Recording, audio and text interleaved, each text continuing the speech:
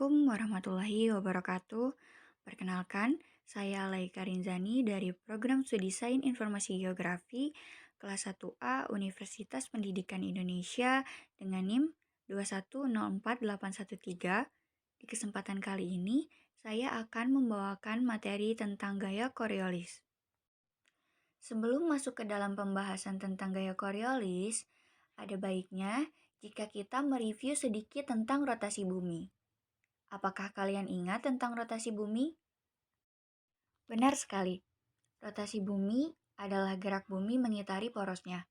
Waktu yang dibutuhkan oleh bumi untuk berotasi adalah 23 jam, 56 menit, 4 detik, atau setara dengan 1 hari. Rotasi bumi mengakibatkan terjadinya perbedaan waktu, gerak semu harian matahari, pergantian siang dan malam, perbedaan percepatan gravitasi di permukaan bumi, pembelokan arus angin, dan pembelokan arus laut. Percepatan gravitasi di daerah kutub lebih besar daripada di khatulistiwa. Itu terjadi karena keliling bumi di daerah kutub berukuran lebih kecil dibanding dengan di daerah khatulistiwa. Nah, karena perbedaan percepatan inilah, kemudian timbul gaya Coriolis. Apa itu gaya Coriolis? Gaya Coriolis adalah gaya semu yang membuat angin seolah dibelokkan ke kanan di belahan bumi bagian utara dan seolah dibelokkan ke kiri di belahan bumi bagian selatan. Kenapa gaya semu ini disebut gaya Coriolis? Nama Coriolis diambil dari nama seorang ilmuwan Prancis yang merupakan penemu dari gaya ini, yaitu Gaspard Gustave de Coriolis. Kemudian, apa saja yang menjadi penyebab terjadinya gaya Coriolis? Penyebab terjadinya gaya Coriolis ada dua. Pertama, seperti yang telah kita bahas sebelumnya, gaya Coriolis disebabkan oleh rotasi bumi. Dan yang kedua adalah gerakan benda relatif terhadap permukaan bumi. Yang menjadi akibat dari gaya Coriolis ini adalah 1. Pembelokan arah angin yang dikenal dengan angin utama atau angin muson timur, angin muson barat, dan angin pasat. Angin-angin utama itu berhembus dalam suatu arah yang hampir tetap pada garis-garis lintang tertentu. Seandainya bumi tidak berotasi, angin akan bergerak lurus ke utara atau ke selatan. Namun, karena bumi berotasi dan menimbulkan gaya Coriolis, maka arah angin yang mestinya lurus itu bergerak seperti dibelokkan. Dalam hukum Bayes-Balot, dikatakan angin siklon di belahan bumi utara akan berputar berlawanan arah jarum jam. Namun sebaliknya, berputar searah jarum jam di belahan bumi selatan. Hal ini dikarenakan gerakan angin dibelokkan oleh efek dari rotasi bumi, yaitu gaya Coriolis. Semakin mendekat ke arah khatulistiwa, gaya Coriolis akan semakin mengecil. Gaya Coriolis dipengaruhi oleh posisi lintang suatu wilayah. Semakin kecil letak lintang suatu wilayah, maka gaya Coriolis semakin kecil pengaruhnya. Itulah sebabnya kenapa angin siklon hampir tidak pernah terjadi di wilayah khatulistiwa. Yang menjadi akibat kedua dari gaya Coriolis adalah pembelokan arus laut. Arus laut muncul karena angin bertiup di permukaan laut. Seperti halnya angin, arus laut juga bisa dibelokkan. Arus laut dipaksa membelok ketika sampai di belahan bumi utara atau selatan. Pembelokan arus laut ke kanan terjadi di belahan bumi utara. Sementara pembelokan arus laut ke kiri terjadi di bumi selatan.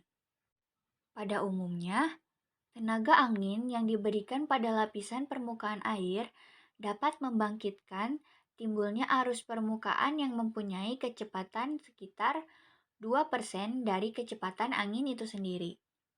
Kecepatan arus ini akan berkurang cepat sesuai dengan makin bertambahnya kedalaman perairan dan akhirnya angin tidak berpengaruh sama sekali terhadap kecepatan arus pada kedalaman 200 meter. Untuk memperkuat pemahaman dan mendapatkan gambaran yang lebih jelas tentang gaya Coriolis, Kita bisa melakukan dua buah percobaan sederhana bersama dengan teman di sebuah wahana seperti mangkuk putar.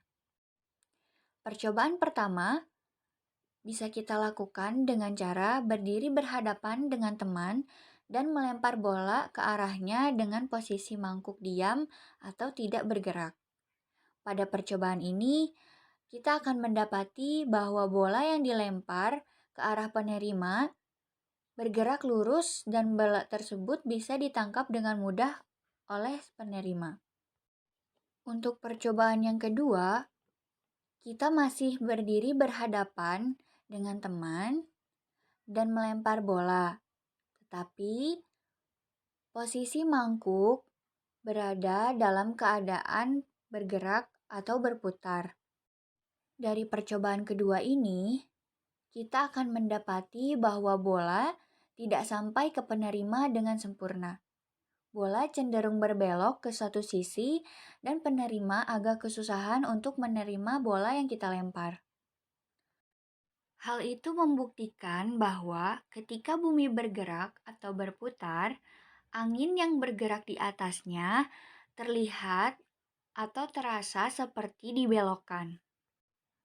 Untuk yang terakhir, kita akan membahas tentang rumus yang bisa kita gunakan untuk mencari besaran gaya Coriolis. Untuk menghitung besarnya gaya Coriolis, kita bisa menggunakan rumus C sama dengan 2W V sin 0. W dalam rumus mewakili kecepatan perputaran bumi atas sumbunya. V dalam rumus mewakili kecepatan angin yang bersangkutan, dan sin 0 adalah lintang di mana angin yang bersangkutan bertiup. Jika angin bertiup di lintang 90 derajat, maka kita mencari sin 90 derajat.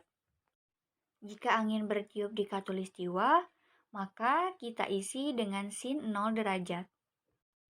Dari rumus gaya Coriolis tersebut tampak bahwa makin tinggi lintang di mana angin yang bersangkutan bertiup, maka makin besarlah nilai gaya Coriolis. Dan makin besar kecepatan angin, maka makin besar pula nilai gaya Coriolis. Jika V sama dengan 0, maka nilai C adalah 0 juga. Sekian materi yang bisa saya sampaikan. Mohon maaf apabila ada kesalahan. Semoga materi yang saya sampaikan bermanfaat. Wassalamualaikum warahmatullahi wabarakatuh.